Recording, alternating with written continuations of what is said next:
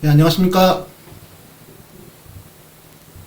네, 저는 렉스터디 경찰학 행정학전임 이정훈입니다. 예, 오늘 문제 어떠셨나요? 아무래도 실무종합 문제들이 많이 들어가다 보니까 많은 분들이 조금 어렵게 느끼셨던 것 같아요. 그래서 상대적으로 점수가 낮고 한데 이거는 조금 후에 살펴볼 거고요. 일단 어제 제가 잘못 말씀드린 것부터 짚고 넘어갈게요. 어저께 3회차죠. 3회차 27번 문제 행정절차법 박스 문제였습니다. 보기가 공청회 개최 요건이었죠. 공청회 개최 요건이었는데 보기가 근거 조문을 제가 33조 2항 2호라고 말씀드렸어요. 22조 2항 2호로 바로 잡을게요. 해설지에는 22조 2항 2호가 22조 2항 2호로 되어 있으니까 한번 확인해 주셨으면 좋겠습니다. 그러면 됐고요. 오늘 문제 들어갈게요. 오늘 문제 들어가기 앞서서 일단 오늘도 점수의 계량적인 분포를 알아봐야 되겠죠. 일단 오늘의 평균은 88.31점입니다. 어저께보다 좀 낮죠. 그리고 100점 맞으신 분은 본원에서 한 분 계세요. 그리고 상위 30%는 92.5고요. 그럼에도 불구하고 상위 30% 점수는 높아요. 상위 30% 점수가 92.5가 45.95%까지 내려가요. 잘하신 것 같아요. 생각했던 것보다 훨씬. 예. 그래서 오늘 우리가 같이 살펴볼 문제의 기준은 정답률이 65% 이하 문제들입니다. 이 문제들이 오늘은 1번, 18번, 20번, 21번, 24번, 39번이에요. 보면 거의 다 실무종합 문제이고요. 그리고 정답률이 낮은 문제 중에 한두 문제 정도는 이전에 문제화되었던 법령의 소재를 갖고 제가 새로운 조문들을 이전 것도 섞어 넣었지만 새로운 조문들을 활용을 해서 문제를 만들었기 때문에 아마 정답률이 낮지 않을까 생각해 봅니다. 예, 그러면 오늘 문제 1번부터 한번 같이 살펴보도록 해볼까요? 1번입니다. 1번 범죄의 개념에 대한 보기 1과 보기 2의 내용이 옳게 연결된 것이죠. 이 문제는 그 2021년 대비 경찰 실무종합 심화 응용 문제, 저희 문형사에 나온 출간된 책이라고 말씀을 드렸죠. 이 문제에서 원용을 했습니다. 예, 여기서 이제 이 문제의 키는 일단은 보기 2에서 로마자 2, 4 정치적 시각에서의 범죄와 낙인 이론적 개념이 같은 개념이고요. 같은 내용이고, 그다음에 사회학적 시각에서의 범죄와 해학 기준의 개념이 같은 내용이라는 거. 요 두 가지를 파악하셨으면 문제를 푸시기 좀 용이하셨을 것 같아요. 오케이? 우리 같이 한번 해결해 볼까요? 자, 보기 1에서 이제 보기 가죠. 매우 단순하지만 가장 명확하고 객관적이며 예측 가능성이 높은 개념이다. 이건 법률학적 시각에서의 범죄의 개념인 거죠. 로마자 1. 범죄란 범죄를 정의할 권한이나 힘을 가진 자들에 의해 규정된다. 이거는 정치적 시각에서의 범죄 혹은 낙인 이론적 개념입니다. 그래서 2 또는 4가 되겠죠. 그리고 범죄의 가치적인 측면을 강조하여 그 범위를 확장하였다. 이거는 사회학적 시각에서의 범죄 또는 해학 기준의 개념입니다. 그래서 얘는 3 또는 5입니다. 이렇게 되어 있으니까 이게 각각 다른 개념이 아니고 같은 개념인 걸 같은 개념이라는 걸 알고 있으면 두 가지 묶어서 문제를 해결할 수 있는 문제인 거예요. 보기라 다원화되고 변화 속도가 빠른 현대 사회에서 법률이 변화를 모두 반영할 수 없다는 한계를 가진다는 비판이 있다. 이건 뭔가요? 법률학적 시각에서의 범죄에 대한 비판인 거죠. 1. 다음에 범죄나 일탈의 개념이 너무 사회적 반응에 의존하고 매우 수동적인 개념으로 규정하고 있으나 실제는 그렇지 않다는 비판을 받는다. 이건 뭐죠? 정치학적 시각에서의 범죄 또는 낙인 이론적 개념입니다. 그래서 4죠. 그러니까는 그러니까 보기 말을 보면 범죄나 일탈의 개념이 너무 사회적 반응에 의존하고 있다는 거죠. 그러니까 범죄를 규정할 수 있는 자들에 의해서 범죄라고 규정되어지면 범죄가 된다는 거잖아요. 그러니까 어떤 사람들이 능동적으로 범죄를 저지르는 것보다는 그들의 행위를 어떤 범죄라고 규정할 수 있는 자들이 범죄라고 인정을 하는 거예요. 이것이 범죄라고 이들이 규정을 하는 거죠. 그러면 행위하는 자의 입장에서는 수동적인 개념이 되는 거잖아요. 그게 되셨나요? 그래서 보기 많은 정치학적 시각에서의 범죄 혹은 낙인이론적 개념의 범죄 개념이 됩니다. 오케이? 이해되셨죠? 그러면 같이 찾아보면 일단 가는 1인 거죠. 법률적 시각에서의 범죄. 그래요. 죄송합니다. 잘못 지웠어요. 아이고야. 1번, 3번이 지워지는 거죠. 그리고 그럼 나 같은 경우에는 뭐죠? 2번, 4번, 로마자 2, 4 정치적 시각에서 범죄, 낙인론적 개념 둘 다죠. 지금 2번 선지 2번, 4번은 제대로 되어 있는 거죠. 그리고 여기 다는 사회학적 시각에서 범죄, 해학 기준의 개념 이것도 역시 제대로 되어 있죠. 보기 라는 법률적 시각에서의 범죄에 대한 비판 이것도 제대로 되어 있어요. 마지막에 보기 많은 정치적 시각에서의 범죄 또는 낙인 이론적 개념인 거죠. 그러면 2 또는 4여야 되는데 마가 3으로 되어 있는 거죠. 로마자 3으로 되어 있는 거죠. 그래서 답은 4번입니다. 예, 이거는 약간 트릭이 있는 문제이기도 했고 또 이 내용들은 제가 해설에 그죠? 그러니까 2021년 대비 경찰 실무종합 핵심 정리라는 책에 2페이지 정도 되어 있는 거를 한 페이지 조금 표로 좀 간략하게 정리를 해봤어요. 그래서 이거를 아직 기출되어지지 않은 개념, 아직 기출되어지지 않은 이론 개념이라고 알고 있는데 혹시 이런 부분이 강화된다면 이런 문제도 나올 수 있으니 한번 잘 정리해 주셨으면 좋겠습니다. 이 문제의 정답률은 65%예요. 그리고 매력적인 오답으로 2번을 찾으셨던 분들이 30%의 분들이 2번을 찾아주셨습니다. 아마 마지막에 이거는 구분이 되셨다면은 틀리시지 않을 수 있었을 것 같은데 모르겠어요. 마지막에 좀 혼동이 있으신 것 같아요. 오케이, 되셨나요? 자, 그러면 18번 문제로 갈게요.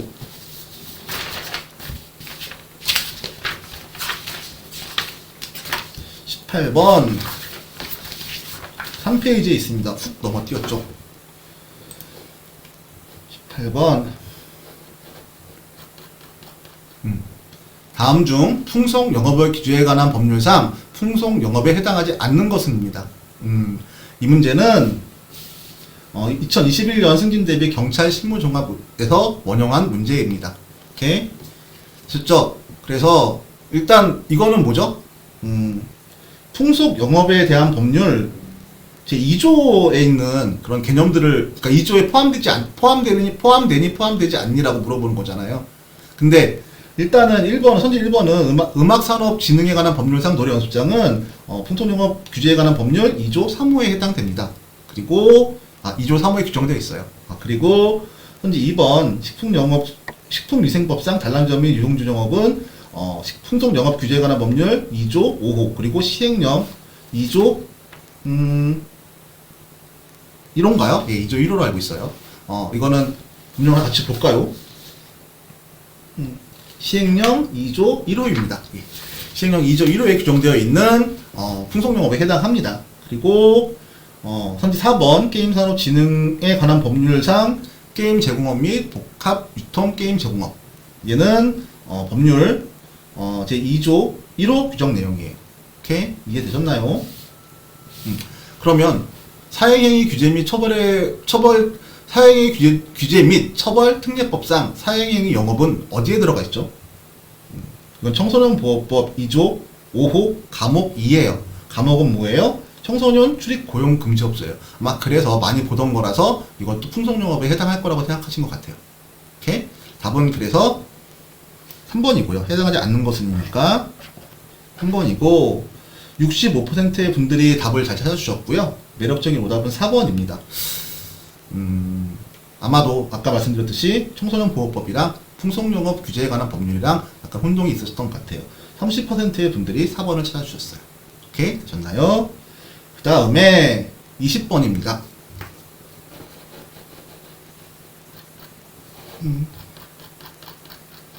판례죠. 이거 끊겨 있으니까 시험지랑 같이 보셨으면 좋겠어요. 20번 식품위생업과 관련된 판례의 입장으로 옳지 않은 것은 모두 몇 개인가? 옳지 않은 것이죠. 보기 가 음식류의 조립 판매보다는 주로 주류의 조립 판매를 목적으로 하는 소주방, 호프, 카페 등의 영업 형태로 운영되는 영업은 식품위생법상 일반 음식점 영업 죄송해요. 일반 음식점 영업 허가를 받은 영업자가 적법하게 할 수 있는 행위의 범죄에 속합니다. 판례에서 그렇게 봤어요. 그럼 이게 틀린 거죠. 이건 역시도 21년 승진 대비 경찰 실무 종합 문제이고요. 이건 왜 그러냐면 판례에서 이렇게 봤던 이유가 뭐냐면 청소년 보호법과 그 시행령에서 이를 명시적으로 그러니까 이것도 역시 일반 음식점 영업의 한 형태로 규정하고 있다는 거죠. 구체적으로 보면 청소년 보호법 시행령 제6조 2항 2호에서 뭐 일반 음식점 영업 중 한 다음에 음식의 조립 판매보다는 주로 주류의 조립 판매를 목적으로 한 소주방, 호프, 카페 등의 영업 형태로 운영되는 영업이라고 규정되어 있어요. 그러니까 앞에 말씀드리면 일반 음식점 영업 중 하고 이렇게 규정되어 있단 말이죠. 무슨 말인지 이해되셨죠? 그러니까 6조 참고로 시행령 6조는 청소년 고용 금지 업소의 범위를 얘기하는데 그 중에서 일반 음식점 영업 의 형태 양태로서 음식류의 조립 판매보다는 주로 주류의 조립 판매를 목적으로 하는 소주방, 호프, 카페 등의 영업 형태로 운영되는 영업을 규정하고 있습니다. 따라서 이거는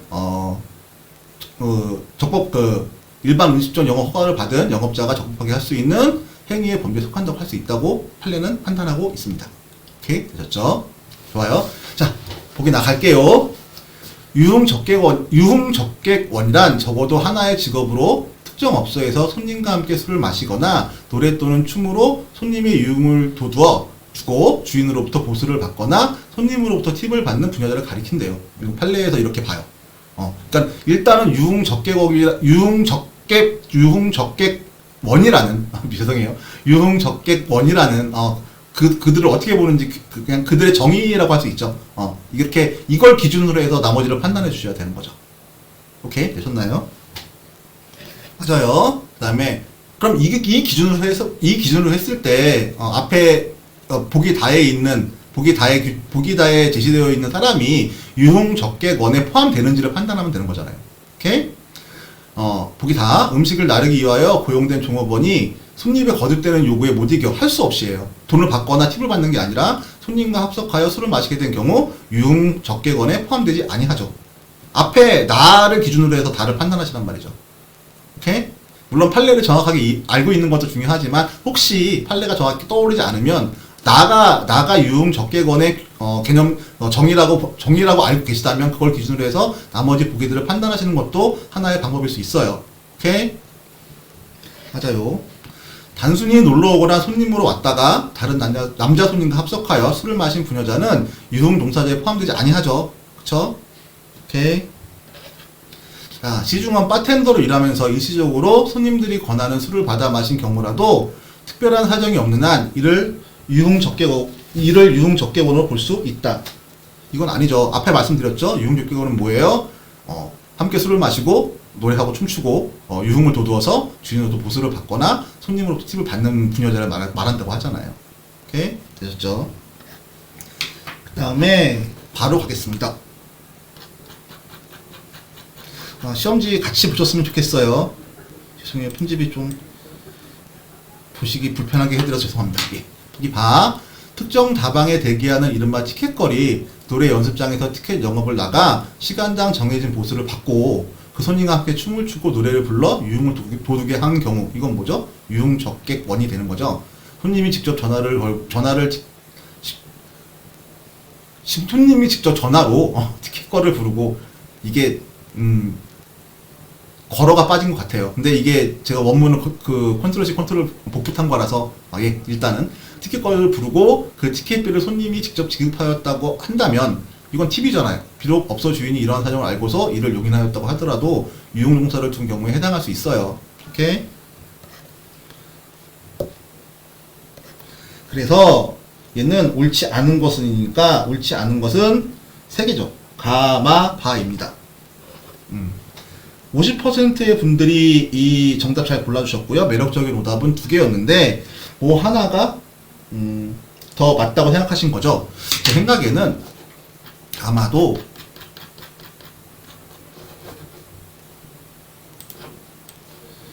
보기 가를 맞다고 생각하시는 분들이 있으실 수 있다고 생각합니다. 오케이? 이해되셨죠?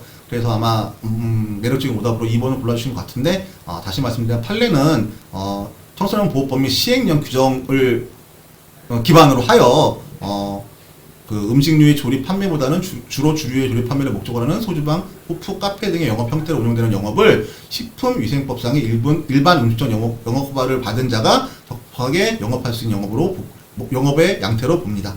오케이? 이렇게 정리해 주셨으면 좋겠어요. 오케이, 됐어요. 그 다음에 21번입니다.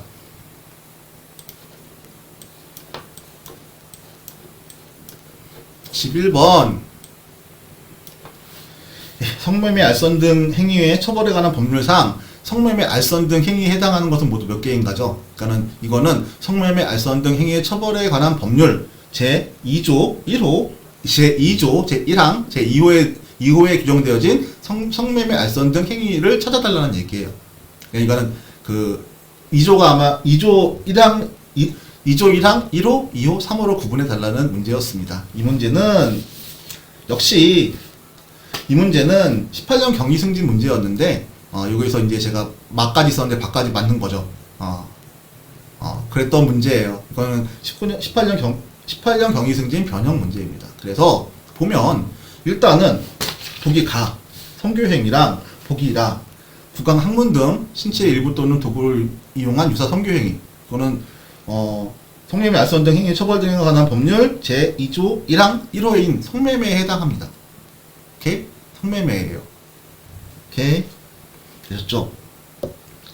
그래서 해당하는 게 몇 개인가인데 얘 두 개는 성매매라는 거죠. 그리고 보기 다죠. 보기 다. 성매매를 목적으로 하는 성매매 목적으로 인신매매를 하는 행위. 이거는 성매매 목적이 인신매매잖아요. 이거는 2조 1항 3호 규정 내용입니다. 그래서 맞는 것은 하나, 둘, 세 개가 되는 거죠. 그쵸? 65%의 분들이 잘 골라주셨고요. 매력적인 오답은 4개, 20%의 분들이 골라주셨는데, 이거는 모르겠어요. 조문을 안 보셔서 그런 것 같아요. 이거는 딱히, 그러니까는 가하고 마가 그러니까는 인신매매가 따로 규정되어 있지 않다고 생각하실 수도 있겠네요. 하여튼, 그래서 20%의 분들이 4개로 골라주신 것 같아요. 이거는 조문을 보셨으면 맞출 수 있는 문제니까 너무 조문을 안 보셨던 거니까 너무 스트레스 받지 않으셨으면 좋겠습니다. 오케이? 되셨죠? 그 다음 문제가 24번 문제죠. 24번. 제가 요즘에 좀 케이스에 좀 많이 하려고 해요. 케이스를. 왜냐하면 수능에서 특히 케이스 문제도 좀 나오더라고요. 그래서 아무래도 새로운 문제 형식이니까 케이스를 한번 해봤어요. 이거는 일단은 문제를 보면서 말씀드릴게요. 다음 보기와 같은 경우 청포, 도검, 화약류 등의 안전관리에 관한 법률상 갑에 대한 제재로 가장 옳은 것입니다.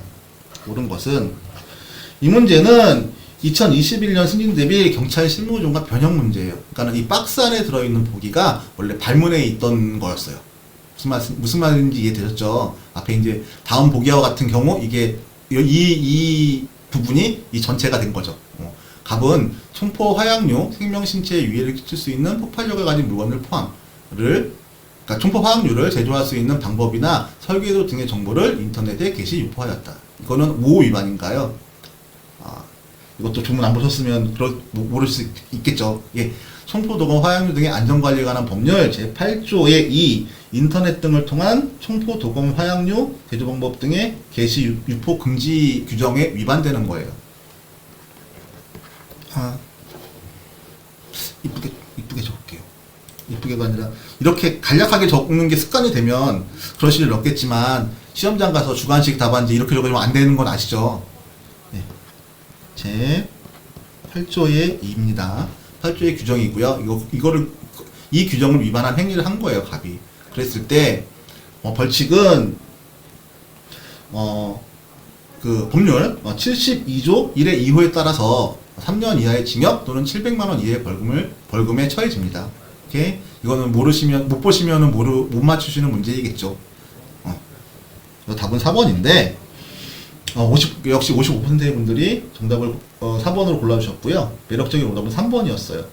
30%의 분들이 고르셨는데 아마도 그렇겠죠. 특별한 제재를 할 수 있겠죠. 이거는 있어야 되겠죠. 이런 류의 범법행위 같은 경우에는 징역이라든가 벌금에 처해야 되겠죠. 그래서 1번 일단 지키셨을 거예요. 그 다음에 과태료일까? 과태료도 좀 부족하죠. 이건 일단은 법률 위반이고 또 이런 것들이 사회에 미칠 나쁜 영향력이라는 게 사회에 미칠 위해가 큰 상황이잖아요. 그러니까 과태료는 아닐 것이다.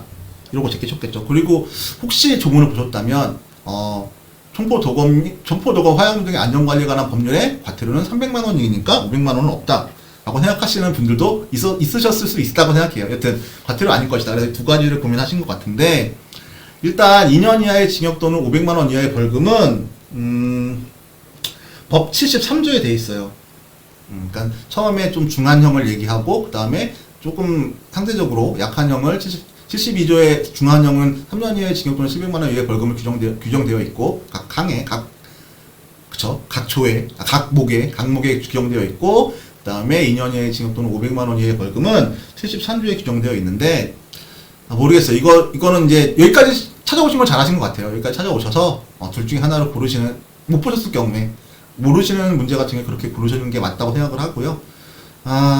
일단은 이렇게 나눠져 있다고 생각을 하면 앞에 뭐 2년 이하의 징역 또는 500만 원 이하의 벌금은 뭐 총기 개조라든가 아니면 신고 의무 위반이라든가 이렇게 약간 상대적으로 약한 그 법령 위반, 의무 위반 행위들에 대한 그 형량이거든요. 그래서 이거는 상대적으로 판단을 하시는 게 좋을 것 같고, 이거 같은 경우에는 제가 딱히 방법을 못 찾겠어요. 근데 일단은 촌포도검 우리가 지금 다루고 있는 촌포도검 화양류 등의 안전관리에 관한 법률이 벌칙이 두 가지가 있는데 그 중에서 중한 것으로 처벌이 된다라고 접근하시면 상대적으로 정답을 찾아갈 수 있는 확률이 높으실 것 같고, 적어도 1, 2번 제껴주시면 정답 확률이 50%는 되겠죠. 지금 뭐 어쩔 수 없는 상황인 것 같아요. 이건 모르면 봤으면 맞추는 문제고,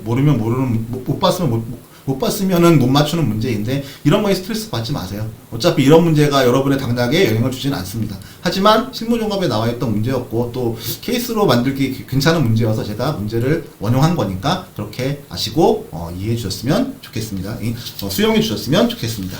그 다음에 오늘의 마지막 문제죠. 39번 문제입니다.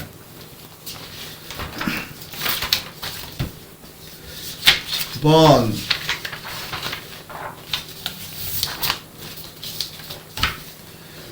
39번은 6페이지에 있겠죠. 마지막 페이지.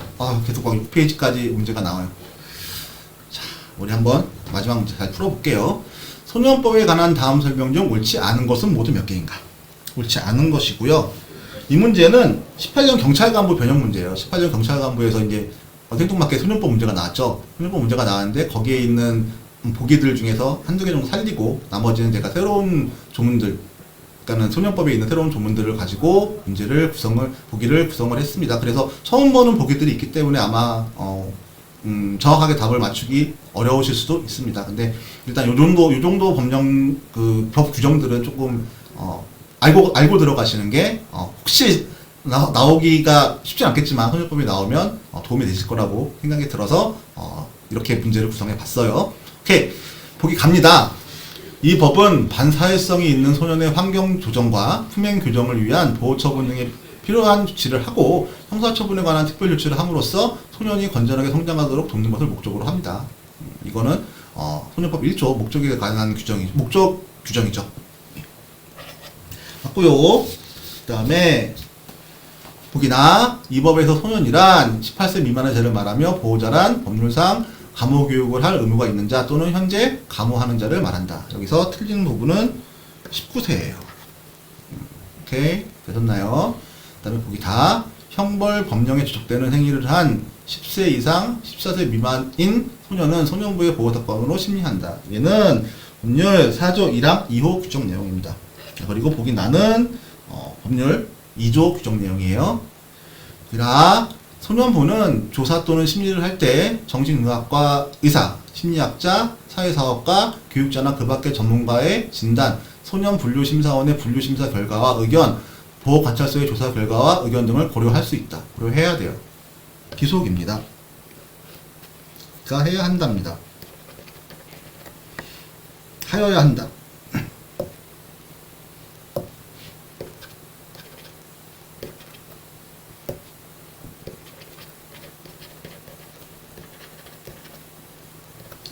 하여야 한답니다. 그래서 틀리고요. 소년이 소년분류심사원에 위탁된 경우 보조인이 없는 때에는 법원은 변호사 등 적정한 자를 보조인으로 선정하여야 합니다. 오케이? 국선 변호인 같은 거죠. 국선 변호인 같은 거죠. 그쵸? 국선 보조인이라고 얘기하네요. 그래서 옳지 않은 것은 두 개죠. 55%의 분들이 잘 찾아주셨고요. 45%의 분이 매력적인 오답으로 1번을 골라주셨어요. 1번이면 옳지 않은 게 하나인데 아마도 보기 라를 재량인 것으로 판단하시는 것 같습니다. 이렇게 되셨나요? 오늘 좀 급하게 올려 느낌이 있죠. 일단은 좋은 문제들이고 좋은 문은 솔직히 잘 눈에 익히셨으면 마치시고 안 익히셨으면 어쩔 수 없이 우리가 선택을 해야 되는 문제이기 때문에 그래서 설명드릴 부분이 많지 않아서 아마 좀 빨리 된 것 같고요. 그리고 제가 또 의도적으로 좀 그렇게 했던 게